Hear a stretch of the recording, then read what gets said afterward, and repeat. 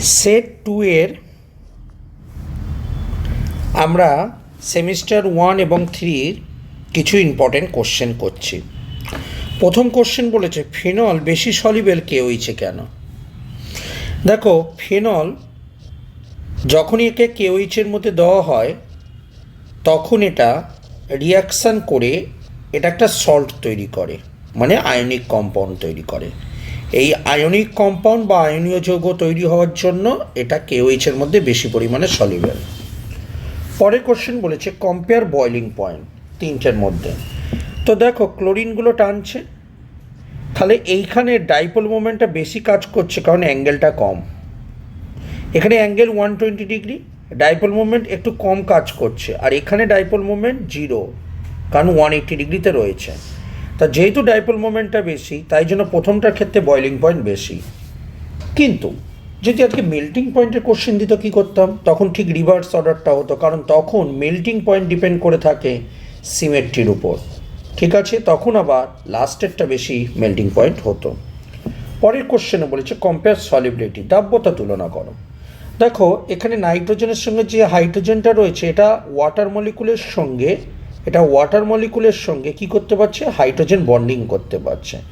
কিন্তু দ্বিতীয়টার second কম্পাউন্ডটায় electronegative নাইট্রোজেনের সঙ্গে কোনো হাইড্রোজেন নেই, তাহলে ফার্স্টেরটা হাইড্রোজেন বন্ডিং হওয়ার জন্য সলিবিলিটি কী হবে, বেশি হবে।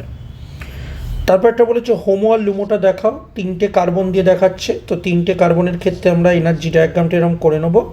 3টে কার্বন আছে, 1 2 3 এরকম করে নিলাম, অরবিটালগুলোকে এঁকে দিলাম।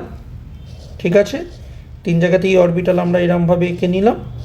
এবার কি করব, এবার নোট, প্রথমটার ক্ষেত্রে একটাও নোট নেই, তার মানে ওপরেরগুলো সেম ফেজে থাকবে। তারপরে একটা নোট এই বরাবর রয়েছে, তার মানে এটা হলো যে ফেজে থাকবে, নিচেরটা এরম থাকবে। তারপরে দুটো নোট আছে, এটা যেখানে থাকবে এটাটা ঠিক উল্টো হবে, আবার এখানটাটা উল্টো হবে। তাহলে এই যে 3টে অরবিটাল রয়েছে, মোট কটা ইলেকট্রন হচ্ছে, মোট ইলেকট্রনের সংখ্যা দেখো, খেয়াল করে দেখো, ডবল বন্ডের জন্য 2টো ইলেকট্রন হচ্ছে, টোটাল 2 ইলেকট্রন। তোমরা 2টো ইলেকট্রন এখানে দিয়ে দিলে, এটা এনার্জি। তার মানে এটা হবে হাইয়েস্ট অকুপাইড মলিকুলার অরবিটাল, আর এটা লোয়েস্ট আনঅকুপাইড মলিকুলার অরবিটাল। ওকে, হোমোলোমো দেওয়া হয়ে গেছে। পরের কোশ্চেনটা আসো। পরের কোশ্চেনটা বলেছে এই কম্পাউন্ডটা কেন AgNO3 সঙ্গে রিয়াকশান করে। খেয়াল করে দেখো, এই কার্বনটার দিকে তাকিয়ে দেখো, এটা হলো sp3 হাইব্রিডাইজড। ঠিক আছে, তার মানে নন প্লানার, এবং নন প্লানার হওয়ার জন্য কি হবে, এটা হবে নন অ্যারোমেটিক। ঠিক আছে, এবার দেখো যদি ক্লোরিনটাকে নিয়ে নেয় এই সিলভারটা, তাহলে কি হচ্ছে, এটা এইখানে একটা কার্বোক্যাটায়ন ফর্ম করছে। এবার দেখো, এই যে কার্বোক্যাটায়নটা ফর্ম করলে, এবার যদি দেখাই 4n+2 রুলে n=0 স্যাটিসফাই করছে এটা, তাই না? কারণ টোটাল 2টো ইলেকট্রন হচ্ছে, প্লাস এটা একটা রিং, এবং 3rd নম্বর দিয়ে এটা কী হবে, এটা একটা প্লানার।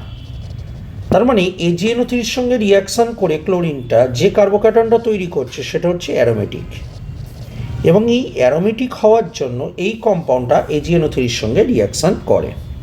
কোশ্চেন নাম্বার 6 বলেছে এই কম্পাউন্ডটা কেন নন অ্যারোমেটিক। তার কারণ হলো এই কম্পাউন্ডটা প্লানার নয়। এই যে এখানকার যে হাইড্রোজেন দুটো রয়েছে এতটাই ক্লোজ রয়েছে, হাইড্রোজেন এবং হাইড্রোজেনের মধ্যে কি কাজ করে বলো তো, স্টেরিক এফেক্ট কাজ করে।